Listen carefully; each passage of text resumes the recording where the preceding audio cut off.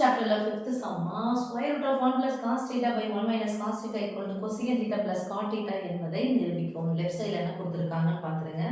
இதுக்கு அதுக்கு சம்மந்தம் இருக்கான்னு பாருங்க. Okay, 1 plus cos 1 minus cos cosecant காட்லாம் வந்து cot theta வேணா கண்டிப்பாக இது sin theta வேணும். ஏன்னா cot theta என்பது sin theta by cos theta, sorry cos theta by sin theta.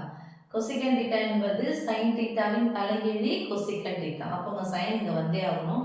sin வரும்னா பண்ணோம் 1 minus cos ஸ்கொயர் தான் sin ஸ்கொயர் வரும். அப்போ எப்போ இங்க பகுதியில இரண்டு உறுப்பா இருக்குதோ அப்ப என்ன பண்ண சொன்னாங்க? ஃபர்ஸ்ட் சம்ல சொல்லிட்டேன். அப்ப என்ன பண்ணணும்?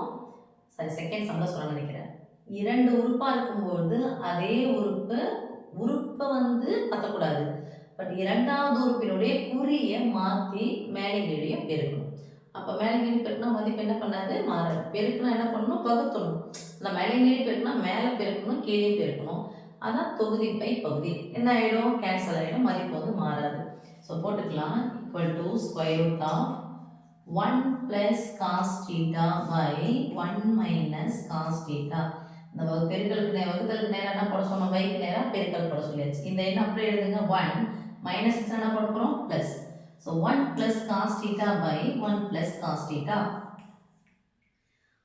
இப்போ இது கேன்சல் ஆனால் மதிப்பு என்னது? ஒன்று கூட இருக்கிறோம். நம்ம மதிப்பு என்ன பண்ண போகிறது? மாற போகிறது கிடையாது. நம்ம கேன்சல் பண்ணுறதுக்காக இதை போடவே இல்லை. இங்கே பெருக்கிறது மீன்ஸ் இந்த ஒன்று கேன்சல் பண்ணணும். காஸ் theta தப்பு. இது வேற உறுப்பு, இது வேற உறுப்பு. கேன்சல் பண்ண கூடாது. நேரம் பெருக்கிக்கலாம். அப்போ இதையும் பெருக்கலாம். 1 plus cos theta 1 plus cos theta எத்தனை முறை வந்திருக்கு? 2 முறை.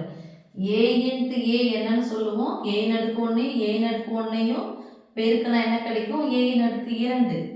அப்போ ஃபுல்லாக இங்கே 1 இருக்குன்னு அர்த்தம். 1 டைம், இது ஒரு 1 டைம் இருக்கு. அப்போ எத்தனை டைம் வந்துச்சு? 2 டைம்ஸ். டைம்ஸ்னு சொன்னாவே என்னது? பவர், அடுக்கு. அப்போ என்ன பண்ண போகிறோம்? Square root of 1 plus cos theta how many times வந்திருக்கு? இது 2 times. அப்போ the whole square. ஏங்க the whole square போகிறோம்? எத்தனை உறுப்புகள் இருக்கு? 2 உறுப்புகள். அதனால் the whole square 5. ஏற்கனவே சொன்னதான் a minus b into a plus b. உறுப்புகள் ஒரே மாதிரி இருக்கு. நடுவில் இருக்கிற குறி மட்டும் மாறிடுச்சா? முதல் நம்பர் பெருக்கும் 1 பெருக்குனா 1, ரெண்டாவது நம்பர் பெருக்கு காசி பெருக்குனா cos square, minus into plus plus sorry minus. அப்போ 1 மைனஸ் காஸ் ஸ்கொயர் தீட்டா எழுதலாம். 1 minus cos theta into 1 plus cos theta எழுதலாம். 1 பெருக்குனா 1, காசி பெருக்குனா cos square, plus into minus minus, ஒத்தப்பட மைனஸ் மைனஸ். இப்போ square root of 1 plus cos theta the whole square by 1 minus cos square theta. நமக்கு தெரிஞ்சுக்கோங்களா? 1 இருக்குது, minus cos square இருக்குது. யார் இல்லை? சைன் ஸ்கொயர் இல்லை. அப்போ என் சைன் கூட காஸ் சேர்ந்தா ஒரு மதிப்பு இருக்கு. அப்போ 1 plus cos square இருந்தாலும் பக்கம் வச்சா minus cos square. 1 minus cos square equal to sin square theta. 1 minus sin square theta equal to cos square theta. Right? So இந்த ஃபார்ம்ல தான் இந்த சின்ஸ் போட்டுக்கோங்க. யூஸ் பண்ணுறது தெரிஞ்சிங்கன்னா போதும். நீங்கள் எக்ஸாம்லாம் அதெல்லாம் எழுதணும் அவசியம் கிடையாது. ஸோ 1 இருக்குது, மைனஸ் காஸ் ஸ்கொயர் இருக்குது. யார் இல்லை? சைன் ஸ்கொயர் இல்லை. நடுவில் இங்கே பாருங்க, நடுவில் பெருக்குள்ள வகுத்துல வந்துச்சுன்னா அந்த ஸ்கொயர் என்ன பண்ணலாம்? பொதுவாக போட்டுக்கலாம். அப்போ இந்த ஸ்கொயர் என்ன பண்ணுறேன்? பொதுவாக the whole square. The square root என்ன ஆயிடுது? கேன்சல். இங்க இருக்குது 1 plus cos theta by sin theta. 1 plus cos theta by sin theta.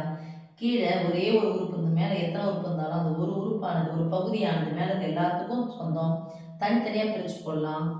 1 by sin theta plus cos theta by sin theta equal to sin theta why தலைகீழி 1 by s வந்துச்சுன்னா c போட்டுக்கோங்க, வேற ஒன்றும் இல்லை. 1 by c வந்துச்சுன்னா s போட்டுக்கணும். அது 1 by sin theta equal to cosecant theta plus cos theta by sin theta equal to cot theta என்பது நிரூபிக்கப்பட்டது. Okay.